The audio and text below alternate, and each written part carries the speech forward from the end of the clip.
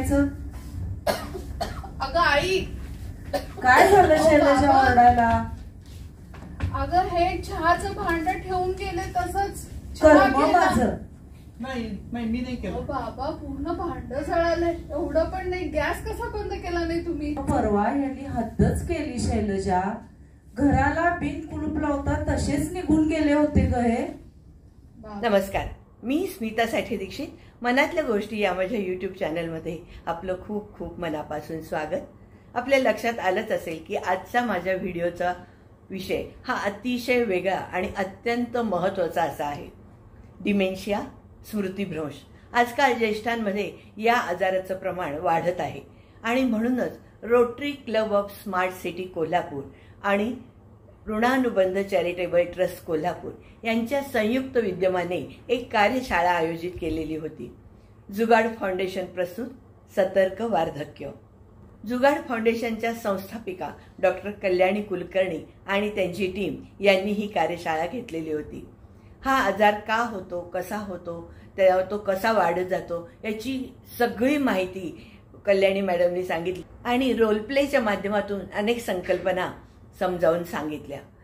या 4 तासाच्या कार्यशाळेमधला जास्तीत जास्त महत्त्वाचा भाग हा तुमच्यापर्यंत पोहोचवण्याचा मी प्रयत्न केलेला आहे आणि तो कल्याणी मॅडमच्या शब्दातच तुमच्यापर्यंत पोहोचवायचा प्रयत्न केलेला आहे. हे कुठलंही पेड प्रमोशन नाही, पण समाजातल्या लोकांना, ज्येष्ठ लोकांना हा आजार होऊ नये किंवा झाला तर लवकर कळावा ह्याची समग्र माहिती लोकांपर्यंत पोहोचावी यासाठी हा व्हिडिओ.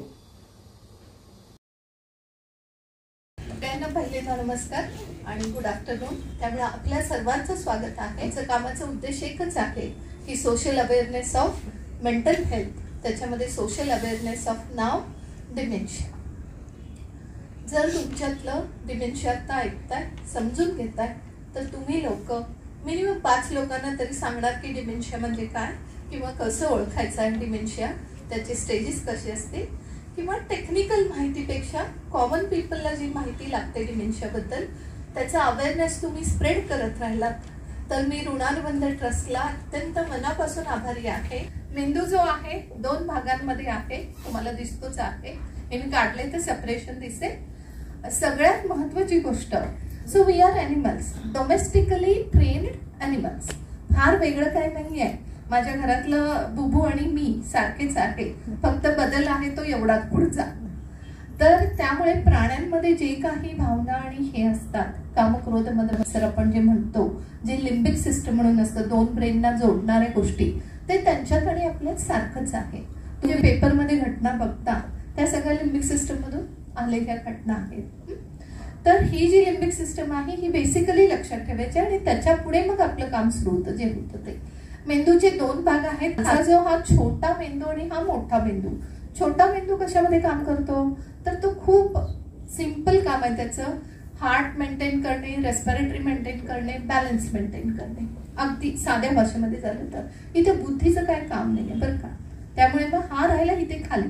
त्याच्यानंतर येतो मोठा मेंदू. मोठ्या मेंदूला 2 भाग आहेत आणि ह्या भागांमध्ये तुम्ही बघत असाल इथे वरती खड्डे आणि खळगे दिसतात, सलका आणि गायरान म्हणतो. आपल्याला कुठल्या भागाची जास्त गरज आहे त्याच्यावर एक आवरण असतं, म्हणजे कव्हर असतं. आपलं काम कोणाबरोबर आहे, ह्या मेंदूला एक कव्हरिंग असतं, सेरेब्रल कॉर्टेक्स म्हणतो आपण त्याला. ह्या कव्हरिंगला प्रॉब्लेम होतो ज्या वेळेला डिमेन्शिया सुरू होते तेव्हा. डिमेन्शिया म्हणजे काय, स्मृतिभ्रंश म्हणजे काय, आपलं कॉग्निटिव्ह सेन्स म्हणजे आकलन शक्ती, बुद्धीशी रिलेटेड जी असते ती हळूहळू विरघळायला सुरुवात होते. अगदी साध्या भाषेत सांगायचं झालं तर वाळवी लागल्यावर कसं होतं एखाद्या झाडाला किंवा एखाद्या घराला, जर त्याला वेळच्या वेळी आपण इलाज केलं नाही, रिस्ट्रिक्शन केलं नाही, ट्रीटमेंट घेतली नाही तर एक रूम पासून दुसऱ्या रूम मध्ये, दुसऱ्या रूम पासून तिसऱ्या रूम पर्यंत, म्हणजे एंटायर समजा किचन मध्ये ती सुरू झाली असेल, बेडरूम, हॉल, दरवाजे आणि शेवटी ते घर कोलॅप्स सुद्धा होऊ शकतं. या पद्धतीनं बारीक सारखी वाळवी मेंदूला सुरुवात होते. सुरुवात कोणी करतं वाळवीचं तर त्याला समथिंग कॉल्ड एज प्लाक्स म्हणतो, किंवा प्रोटीन्स जे असतात, ॲबनॉर्मल प्रोटीन्स असे फोल्ड होतात ब्रेनमध्ये, एकत्र येतात, त्याला ॲमिलॉइड बॉडीज म्हणतो, प्लाक्स म्हणतो, टाऊ सेल्स, हे सगळे त्याच्यामध्ये ब्रेनमध्ये काही सेल्स असतात, जसं आपण रेग्युलर बॉडीमध्ये असतात ना, त्याला न्यूरॉन्स असं म्हटलं जातं. हे ब्रेनच्या सेल्सच्या मध्ये तरी येतात किंवा काही गोष्टी आतमध्ये घुसतात, आणि जसे मध्ये येतील किंवा आत घुसतील त्याच्यावर त्यांचं ऍक्शन किंवा फंक्शनिंग सुरू होतं. जसं आपल्याला व्हायरल अटॅक झालाय किंवा एखादी जखम झाली आहे, ती भारतीय आपल्या पद्धतीनं, पण ह्याला काही आपण करू शकत नाही. तर ह्याला महत्वाचं कुठं होतंय, ह्याच्या कव्हरिंगला सुरुवात होते.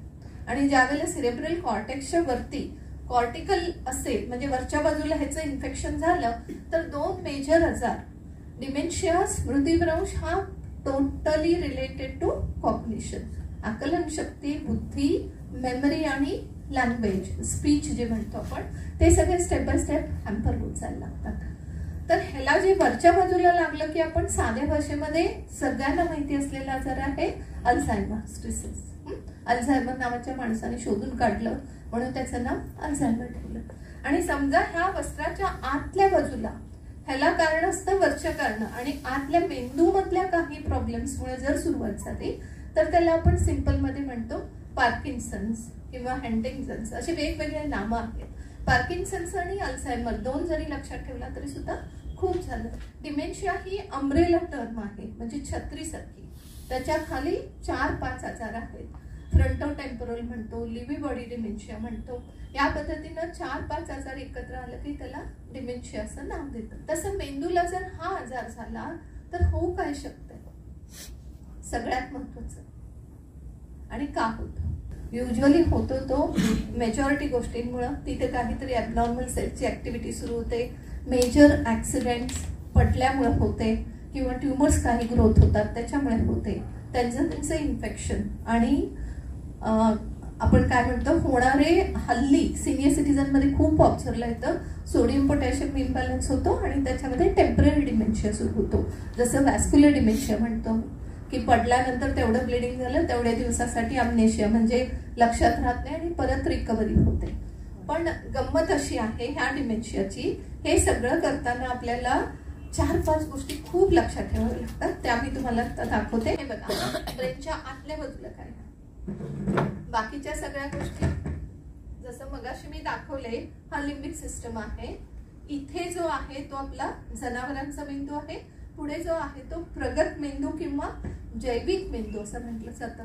आमच्या मेडिकल टर्म्स मध्ये त्याला प्रीफ्रंटल कॉर्टेक्स असं म्हटलं जातं, ज्याचं सद्सद विवेक बुद्धी, सद्सद विवेक बुद्धी कॉन्सायन्स खूप छान असतो तो. आणि मग आम्ही चांगलं कोणाला म्हणतो किंवा हे कोणाला म्हणतो, जगामध्ये आपण जे बोलताना अरे ते खूप शहाणे आहेत, तर शहाणं कोण, ज्याला आपलं सबकॉन्शियस आणि कॉन्शियस त्यातलं माहिती आहे. शहाण्याचं डेफिनेशन हे नाही आहे, the person who is intelligent will get all the way to save himself.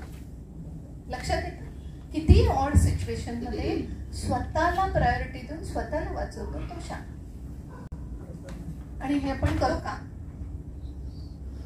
हे आपण आयुष्यात करत नाही, शेवटच्या क्षणापर्यंत. कारण आपण कधी स्वतःला प्रायोरिटी देत नाही, स्वतःला वाचवण्याचा प्रयत्न करत नाही, आणि प्रयत्न न केल्यामुळे आपल्या मेंदूवरती त्याचे भरपूर परिणाम होत असतात. तर आपण समजून घेऊया हे कशामुळे होतं, ह्याची कारण समजली आपल्याला, आणि झाल्यानंतर आता काय होऊ शकतं. सुरुवात जर झाली, आणि शहाणामध्ये अजून एक महत्वाचं जे विसरले मी सांगता, जो माणूस प्रीफ्रंटल कॉर्टेक्सने, जो माणूस स्त्री पुरुष कुठल्याही वयाचा, जो माणूस आपल्या प्रगत मेंदूनी आपल्या जनावरांच्या मेंदूवरती, म्हणजे ह्युमन ब्रेन ॲनिमल ब्रेन वरती कंट्रोल ठेवू शकतं, त्याच्या सगळ्या गोष्टी आवरू शकतं, तो माणूस हुशार, इंटेलिजंट. Getting it? कॉर्टेक्सचं काम काय आहे, प्रगत मेंदूचं काम काय आहे, सगळ्यात पहिल्यांदा विचार, प्लॅनिंग आणि डिसिजन मेकिंग. तसं आपण बोलत गेलो, समजा आपल्याला इथे सुरुवात झालेली आहे तर कुठलेही सेंटर्स आधी अफेक्ट होतात डिमेन्शियामध्ये, मेमरी आणि लँग्वेज. स्पीच मध्ये अफेक्शन येतं, मेमरी मध्ये अफेक्शन येतो. मेमरी ते सुद्धा रिसेंट मेमरी खूप अफेक्ट होते, लॉंग टर्म मेमरी असते मागच्या बाजूला, कारण हिपोकॅम्पस नावाचा जो इथे असते ते विरघळून जायला सुरुवात होते. मग वाळवी कुठल्या सरला लागेल त्या सेंटर प्रमाणे माझं चित्र बदलत जाईल. आणि आपण कसे ओळखणार आहोत की कुठे लागलेलं आहे, काय झालेलं आहे? सगळ्यात पहिल्यांदा आपल्याला लक्षात यायला पाहिजे की आपल्या घरातला फॅमिली मेंबर विसरायला लागले काहीतरी. काय विसरतायत? नाव विसरतायत, फोन नंबर विसरतायत, किल्ल्या ठेवलेले विसरतायत. पण ज्या वेळेला हे सगळं करताना सुद्धा आपल्याला ओळखण्यासाठी 4 ते 5 टेक्निक्स आहेत आणि ते टेक्निक्स कुठले आपण समजून घेऊया. 5 स्टेप मध्ये आपण त्यांचं लक्षात घेऊया. पहिला स्टेप असतो ज्याच्यामध्ये स्मृती भ्रंश. म्हणजे स्मृती, आपल्या जी लोक आहेत त्यांच्या सगळ्यांची स्मृती हरवती आहे, त्या सगळ्यांना लक्षात राहत नाहीये, मेमरी लॉस होतोय. फर्स्ट पॉइंट, जेव्हा आपली बुद्धी नष्ट व्हायला लागते, आकलन शक्ती नष्ट व्हायला लागते, त्यावेळेला त्याला काय म्हणायचं?